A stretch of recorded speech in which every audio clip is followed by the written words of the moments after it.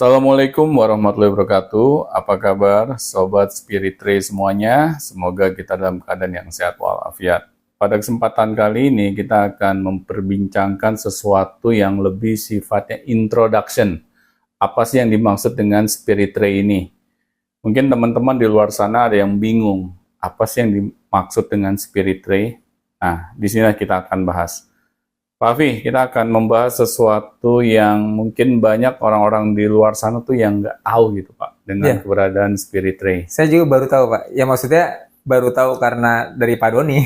Iya, Saya kalau nggak dari Pak Doni, saya kurang begitu mendengar misalnya entah itu di luar. Kalau di luar, saya lebih banyak mendengar misalnya ESQ, ya. Terus yang nggak apa sebut merek ya kan, orang-orang pada tahu, pada tahu ya. Terus ada juga yang saya pernah dengar juga namanya NLP, pernah dengar juga. Nah terus saya pernah dengar juga kayak misalnya pengembangan dia Seven Habit, ada bukunya tuh, The Seven Habit for Highly Effective People. Ada juga saya pernah baca bukunya sebelum yang bikin Seven Habit itu wafat tuh, The Eight Habit, habit ke-8 gitu kan. Kalau Seven Habit kan 7 kebiasaan, 7 habit, ini ada The Eight Habit. Tapi itu saya belum baca yang buku yang Eight Habit itu. Ya itu sih yang saya tahu kebanyakan. Nah kalau Spirit Ray, apalagi Ray atau Spirit Ray ini saya belum dengar kecuali dari Pak Doni. Mungkin Pak Doni bisa menjelaskan kepada audiens atau sobat-sobat Spirit Ray di luar sana apa yang dimaksud dengan Spirit Ray, seperti apa gitu, dan apa bedanya dengan misalnya teknik-teknik atau teori-teori self development, pengembangan diri yang lainnya gitu. Ya, saya akan menjawabnya sesimpel mungkin Pak ya, karena saya nggak pengen memberikan sesuatu penjelasan itu dengan data yang begitu rumit gitu. Nah, akhirnya kita jadi tambah bingung. Spirit Ray ini bukan saya temukan Pak ya. Saya hanya merasakan bahwa Spirit ini bisa menjadi jawaban untuk permasalahan kita, Pak, di dalam kehidupan kita.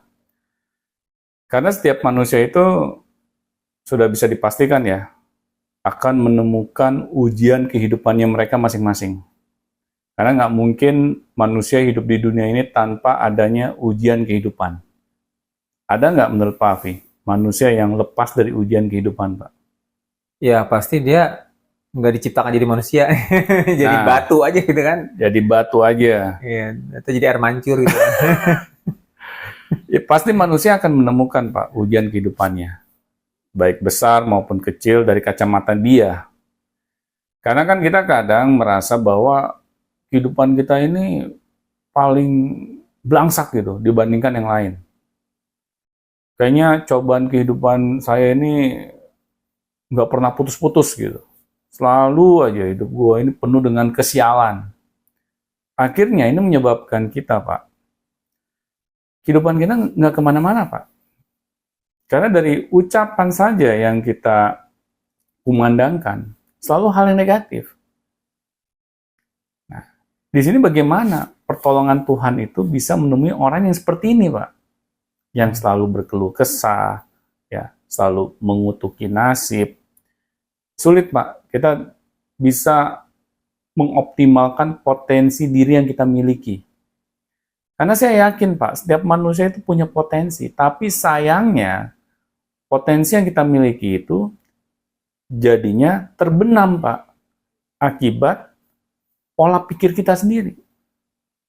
Nah, Spirit ini bisa membantu Pak, setiap manusia untuk dapat mengubah pola pikirnya yang tadinya negatif menjadi positif. Nah, coba deh Pak Afi bayangkan seseorang yang sedang mengalami rasa stres. Stres. Ya. Kira-kira tubuhnya itu dalam keadaan bagaimana Pak ya? Kalau orang yang sedang keadaan stres gitu.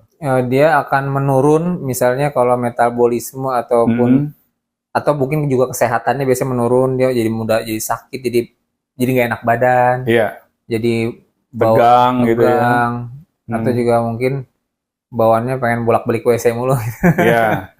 Ya itu beda. Benar. Ada juga yang karena diare, tapi ada Iya. juga yang karena stres. Aduh saya stres nih, jadi dia bolak-balik terus ke WC gitu.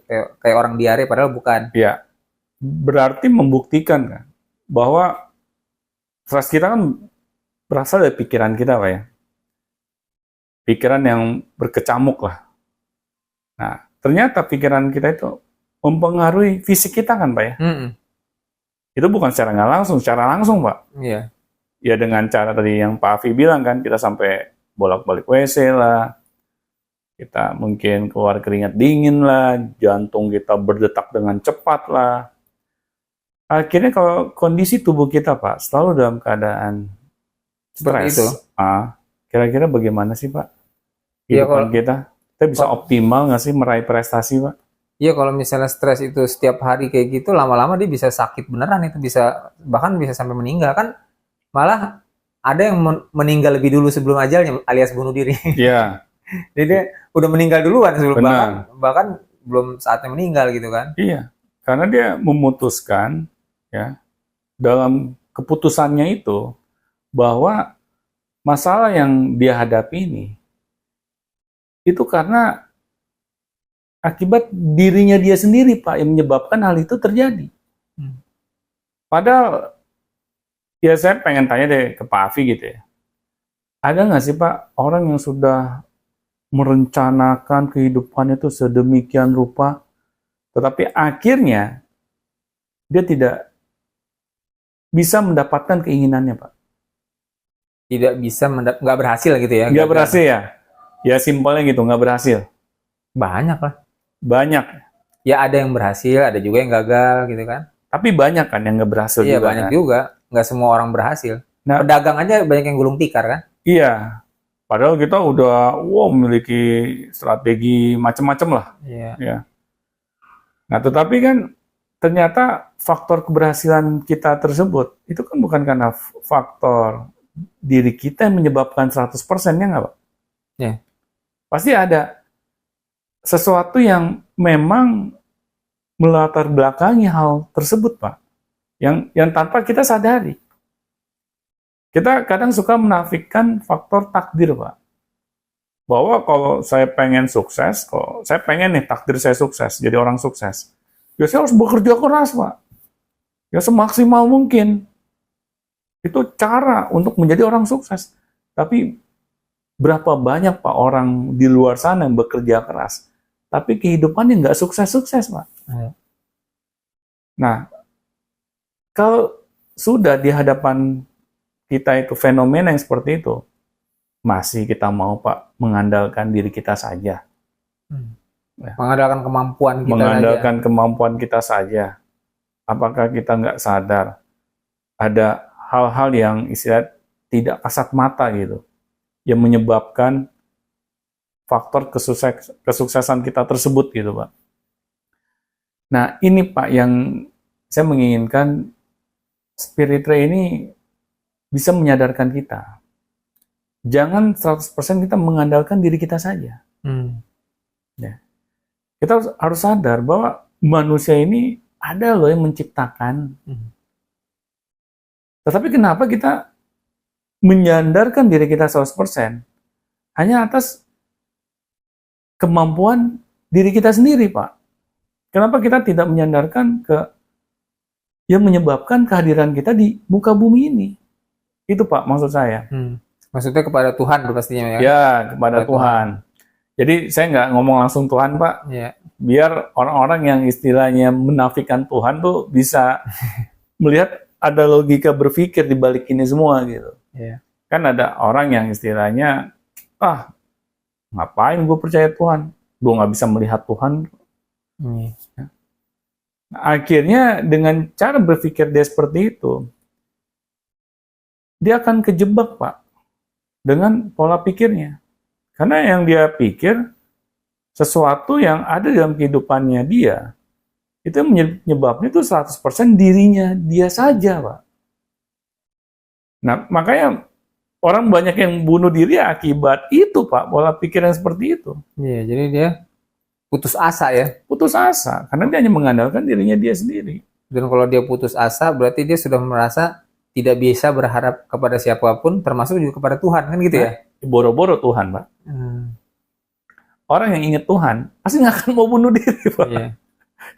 Itu udah apa ya, hukum sebab akibatnya begitu, Pak. Karena dia tahu pasti Tuhan menghadirkan masalah di kehidupan saya ini. Ada sebabnya. Nggak mungkin Tuhan ingin zolim kepada hambanya.